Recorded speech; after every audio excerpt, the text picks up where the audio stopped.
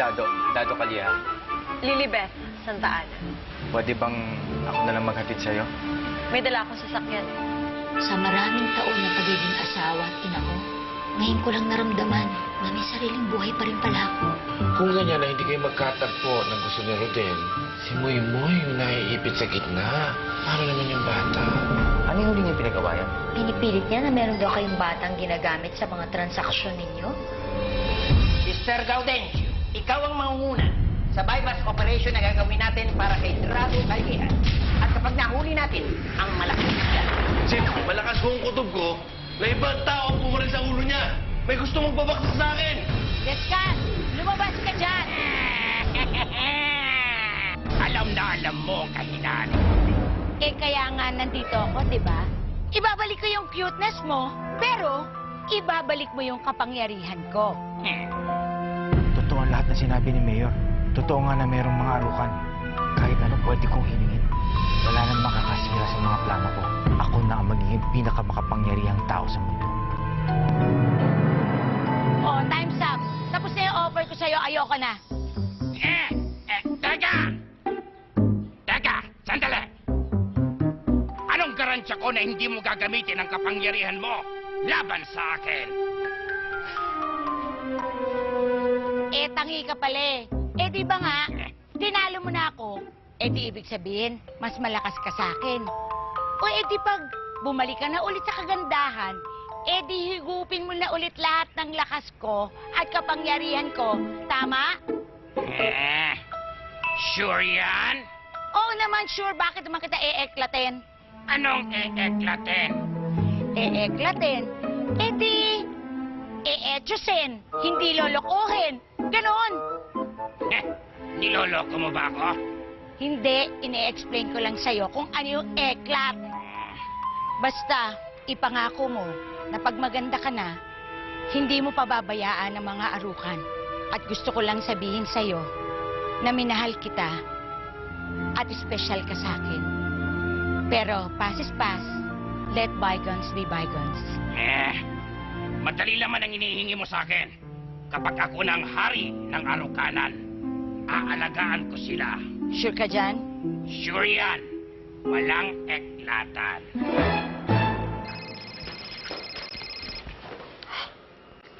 Hello, Tommy. Si Rodel. Oo, kaya ako napatawag dahil kay Rodel. Ha, bakit? May nangyari ba sa kanya? Ha? Anong lagay niya? Nasaktan ba siya? Hindi nasaktan si Rodel. Ay, salamat naman. Alam mo, kanina pa ako kinakabahan dyan sa operation na ginawa niya eh. Pero ba't napatawag ka? Hindi nga nasaktan si Rodel. Ang kaso, siyang nakasakit. Ano? Nabaril niya suspect sa bypass kanina. Wala man lang hawak na drugs o anumang illegal na suspect. Nasa si Rodel ngayon? Dito ngayon sa presinto, nakadetain.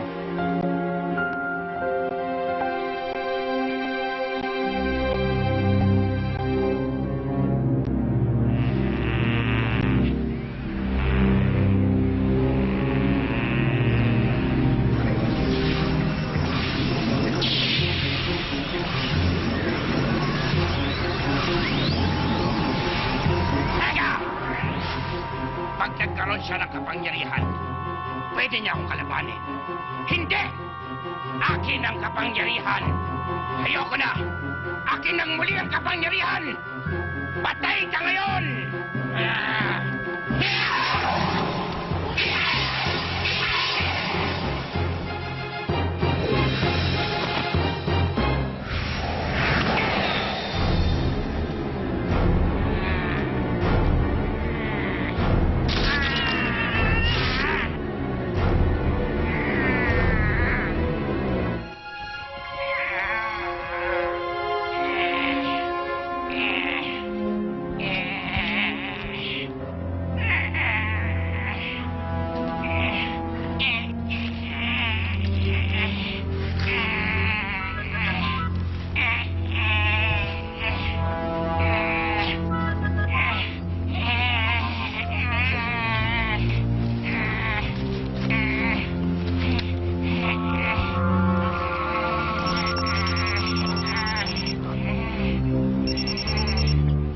Draco, kuya, may good news ako.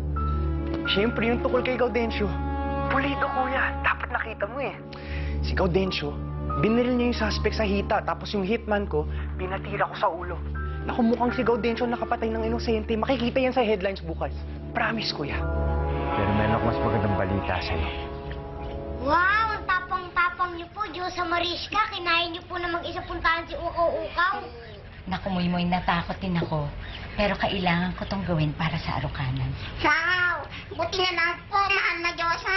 Hindi po kayo nasaktan. Ano na lang po kaya nangyari kung nawala ang Diyosa ko? Siguro mas maganda kung hindi niyo ako patatayuin. Pwede bang umupo? Ay, umupo ka. Halika dito sa Mariska. Pumasok kasi naman kasi nagsabi. Upo ka na, sige ko na ng tubig. May excited na. Ito. Salamat, Madam B. Ay, naku naman kasi, Mariska. Sino ba naman kasi ang nagsabi sa'yo na puntahan mo yan si Uka-Uka na mag-isa, ha? Bakit hindi mo kaya ako sinama? Naku, huwag ka nang sumama doon dahil cargo pa kita. Bakit po ako, mahal na Diyosa? Hindi niyo po sinama. Barkan, delikado para sa iyo sumama sa akin. At ang pagliligtas sa inyo ang aking katungkulan. Kaya, luha man, dugo at pawis, ay gagawin ko para lamang mailigtas kayo. Kung hindi ko gagawin yon, ay mas lalong walang mangyayari. Ang tanong, may nangyari ba? Wala. Ay, wala naman palang nangyari. Kasi wala talagang mangyayari dahil wala ka ng kapangyarihan. Ay, hindi! Meron! Wala! Meron! Wala ka nang wala, pero meron nga. Ano? Meron siyang kahinaan. Plastic. Nung naglabang kami, nakita ko. Merong isang plastic doon. Ganito kalaki. Kinuha ko. Binato ko sa mukha niya. Binamaan. Tulog. Tulog? Oo, tulog. Eh kahit sino namang taong tamaan mo ng ganito kalaking plastic, tulog! Ganun ba? Mahal! Isay! Salamat. Ano bang nangyari sa'yo? Binaril mo daw yung mama? Aksidente lang yun. Pero huwag ka maingay ha, masasabihin ako sa'yo. Pakiramdam ko may nag-frame up sa akin dito. Ang lakas ng kutob ko. Rodel naman. Akala ko ako lang mahilig sa teleserye. Pati ba naman ikaw naniniwala dyan sa mga frame-up na ganyan? Sa teleserye lang nangyayari yan eh. Pero sige, ipagpalagay na natin na meron nag-frame up sa'yo. Sino naman yan? Si Dado Calleja. Si Dado Calleja na naman. Wala namang ginagawang masama sa'yo yung tao. Maring wala siyang ginagawa para sa'yo. Ha? Bakit? Binubudburan ka ng pera. Lagi kang libre. Regalo. Itaig pa niya ang DOM kung regaluhan ka. Rodel, ano ka ba? Alam mo, Isay, maaaring sa'yo wala siyang ginagawang kasalanan. Pero sa batas, marami. Alam mo kung ba't ka nagkakaganyan? Dahil nagseselos ka. Lahat na ng masamang bagay binibinta mo kay Dado. Pinagbibintangan mo rin siyang leader ng sindikato ng droga. Tingnan mo tuloy yung nangyari. Nakabaril ka ng insenteng tao. Isay, sino ba asawa mo? Bakit hanggang ngayon pinagtatanggol mo si Dado? Dahil sarado ang utak mo, hindi mo pwedeng isisi sa ibang tao yung kamalasan nangyayari sa buhay mo.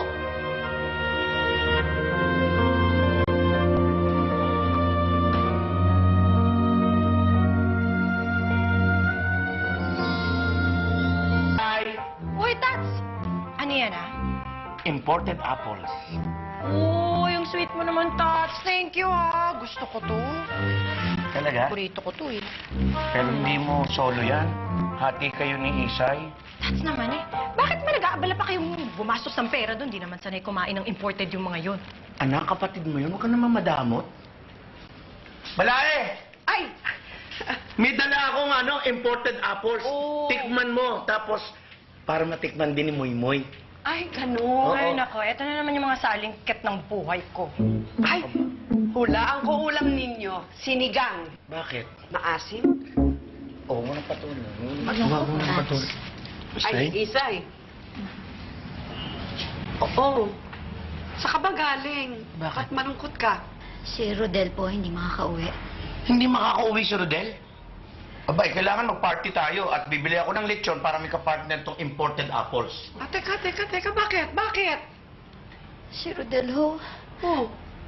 nakadetain. Ha? Bakit? Paano? Ano nangyari? Kasi ho, Mahabang kwento, Ima eh. Pero meron nun silang buy-bust operation. Tapos nakabaril siya ng civilian. Kaya yun. Sinasabi ko na nga ba tama ako eh. Tama talaga ako, Tats. Na ano? Bakit? Sino bang kasama ni Rodel nung malandslide kayo? Ako. Oh, sino rin ang kasama ni Rodel nung mabaril siya at hindi siya iniwanan? Ako. At ngayon naman na na-detain siya, sino rin ang kasama niya? Eh di ako. Tama na. Ikaw. Ikaw talaga ang malas sa buhay ni Rodel! Ito na!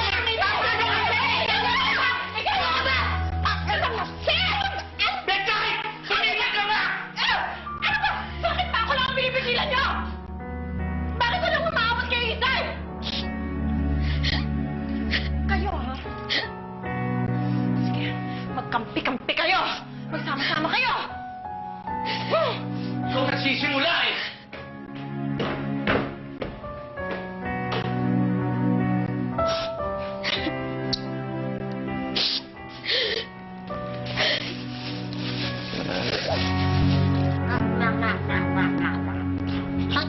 Buwa ko, anong ginagawa mo?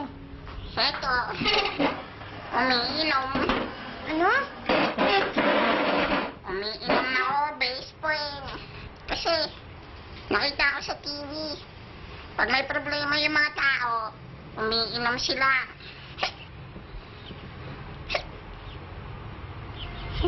Hindi naman yun ang iniinom nila eh. Alak yun, tsaka bawal pa sa atin yun kasi ikaw arukan. Ako bata. Tsaka, bakit? May problema ka ba? Oo nga eh. Meron, base queen. Kasi, naaawa na ako sa Diyos sa nawiska ko. Wala na siyang pangyarihan. Tapos, yung mga kapatid kong arukan, miss ko na sila. Gusto ito magtulungan sila, base queen. Wala naman akong magawa. Ako nga rin eh, Wako. May problema rin ako. Parati kasi nag-aaway si nanay at tatay. Hindi ko nga alam kung anong gagawin. Para magkaayos sila.